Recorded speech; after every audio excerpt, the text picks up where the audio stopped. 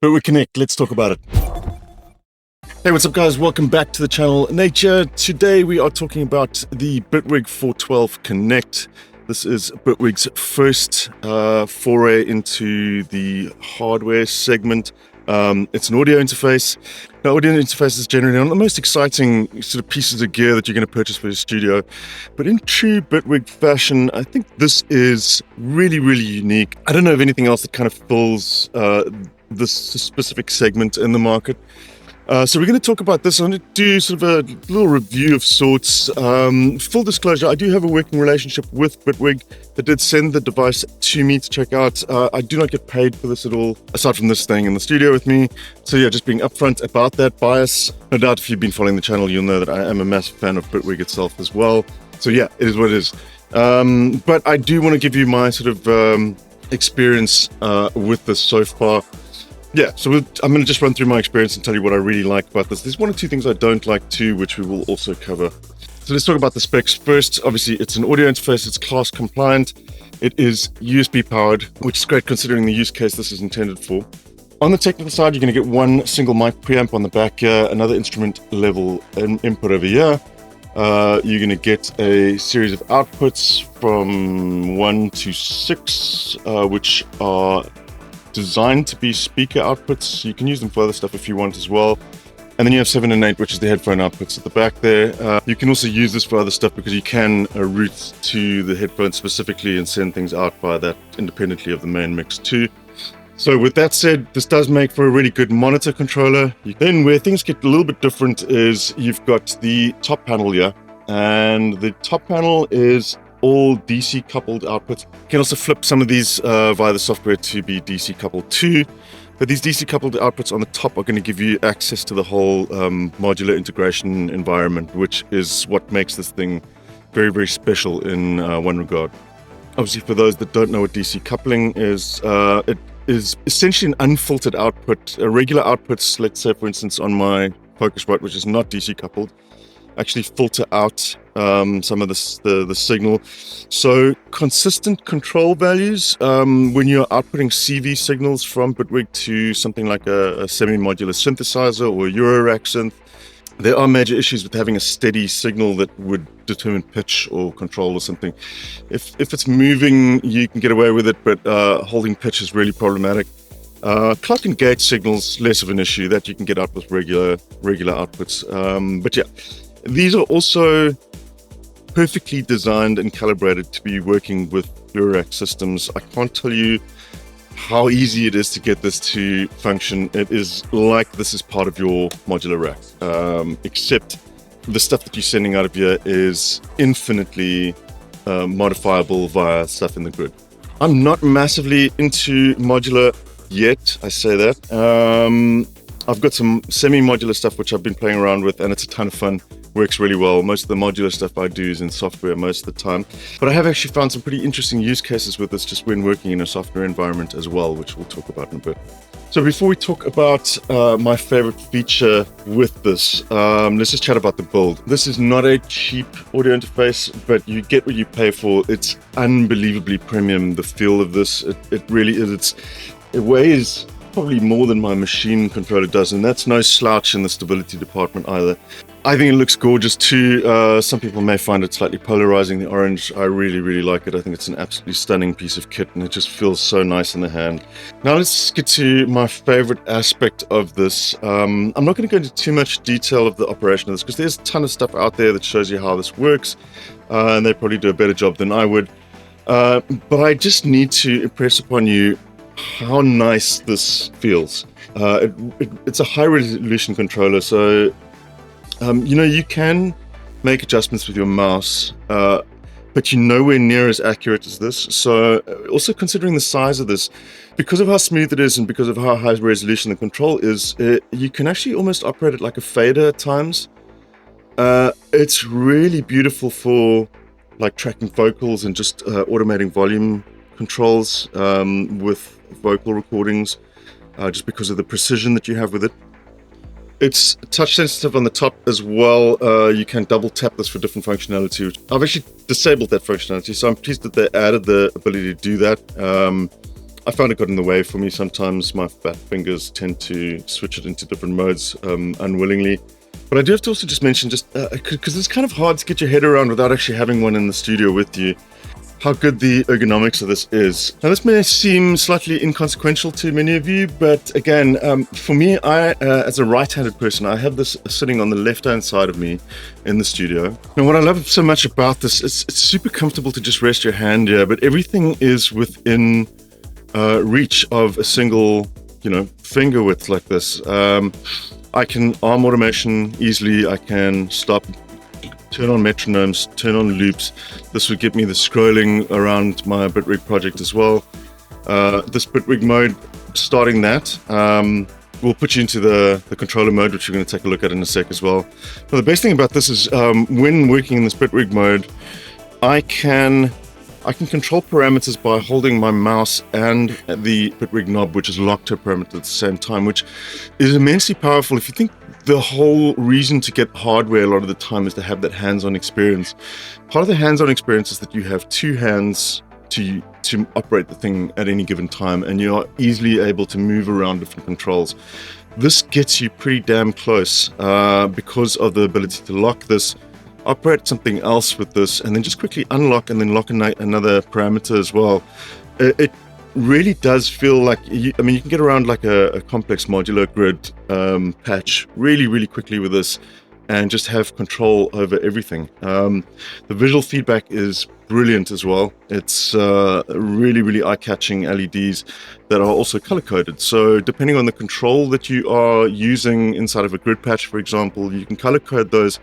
And as you are moving your mouse over certain controls, it will change color and you can see exactly where you are, kind of up the corner of your eye. It's just really intuitive. Again, it's kind of hard to impress upon you how cool it is without actually, trying it out for yourself. Once you get used to that workflow with this, it really is very good. So whilst we're on the subject of ergonomics as well, the form factor here, I kind of look at this as like a sort of like mobile science lab for sound designers. It's the kind of thing that you're going to put down somewhere, bring the gear that you want to use and play with today, connect it all up and just kind of go to town with it and just, experiment with stuff. Now that said, it's not ideal for studios where you've got a bunch of keyboards like I have here. This is not going to be able to do that in terms of regular I/O. For that kind of thing, you're going to want a more sort of standard interface like what I've got here. Driver performance on this is not as good as this. This I actually checked with some friends of mine that run RME, which is kind of the gold standard for drivers, I think, for audio interfaces. At least in the sort of mid-tier spec segment.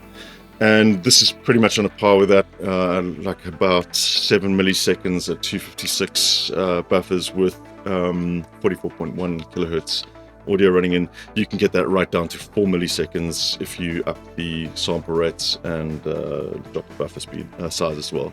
But like I said, it's not ideal for regular setups like this. You're not going to be recording bands with this at all. This is where my major gripe with the Connect comes in. It's the one thing that I really wish they had done differently, and that is include, I don't know where you would have fitted it, but I would have really liked to have seen some form of digital I/O included in this. Personally, I would really like an ADAT in and out. If I want to connect this up to my system, I've got to run out of analog out and then back into digital again on that side. So you're converting twice, which is never ideal. The other thing with this is it seems to have been designed with aggregate devices in mind, at least in terms of Linux systems and Mac OS systems. Now, I know Apple, it's not too big a deal, and I think from what I've seen, it works pretty well, the aggregate devices, aggregating this into a setup with more sound cards. I'm not a Linux person at all, but I believe Linux would work really well with Jack. I've never had a great experience with Jack in Windows. It's also not designed, as far as I know, on Windows to aggregate sound cards into a large setup. For Windows, you are going to be using a third-party app like VB Matrix. It's never ideal. I don't think it's ever ideal on a Mac either to aggregate sound cards. I would much rather like a light pipe that I could just plug into the back.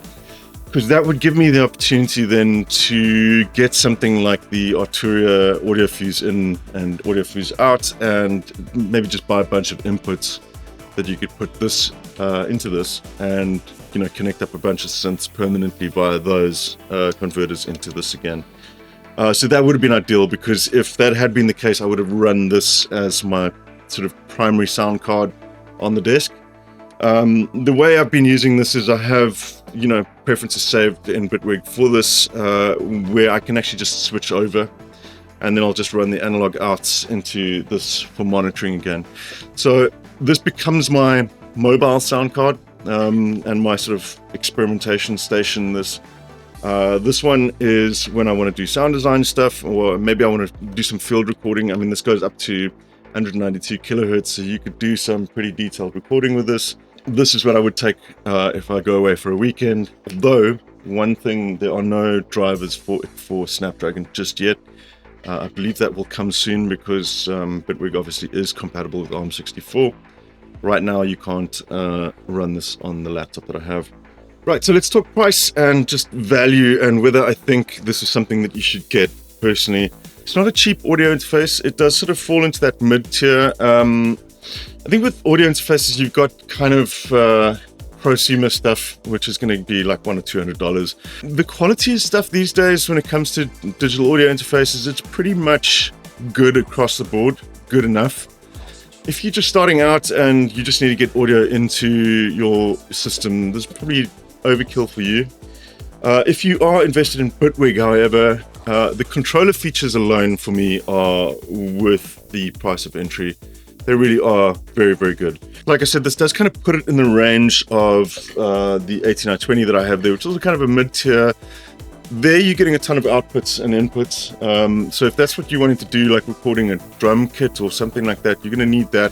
You're going to need the ADAT-IO if you want to expand it as well. But if you are into Eurorack stuff, or if you're using Bitwig, I mean, this really should be on your radar. It's just an excellent piece of kit to have with you.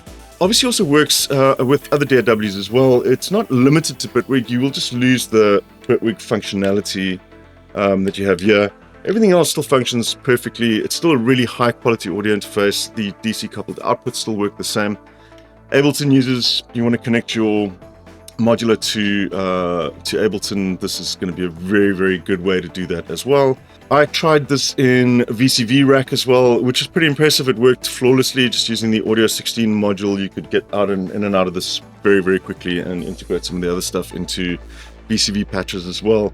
So if you're kind of getting your feet wet with modular, or there's sort of like more esoteric modules that you wanted to try out, you can kind of replicate some of the functionality into like a small rig already, and play around with stuff, maybe just to try some stuff out, learn a module first before you actually take the plunge and purchase it.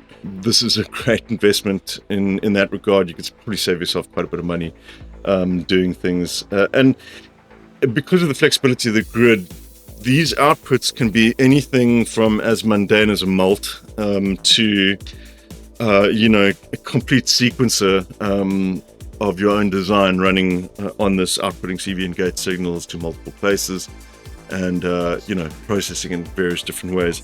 So yeah, to answer that question, would I buy this? If you're invested in Bitwig and you have anything that takes a CV signal, 100% yes. It's excellent. It's really good. If you're recording vocals and stuff, if it's just you, no problem.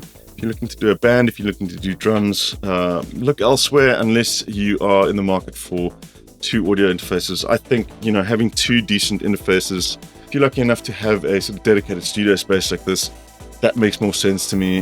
You could look at something like the new SSL hardware as well. I believe that those are DC coupled too, along with some of the Motu stuff. But in my experience, I've used DC coupled interfaces like that before from Native Instruments as well. They don't work as well as this. It's just seamless. You add something in Bitwig and it pops out here and into your stuff and it just works. Right, so that's just my thoughts for this video. We may do some other stuff down the line, looking at more creative ways that you can kind of use this as well. But for now, yeah, that's my verdict on the Bitwig Connect. Really, really cool piece of kit, this. But if you guys enjoyed that, please do support the channel by liking and subscribing. Do go check us out on Patreon as well. Otherwise, see you soon. Till then, take care.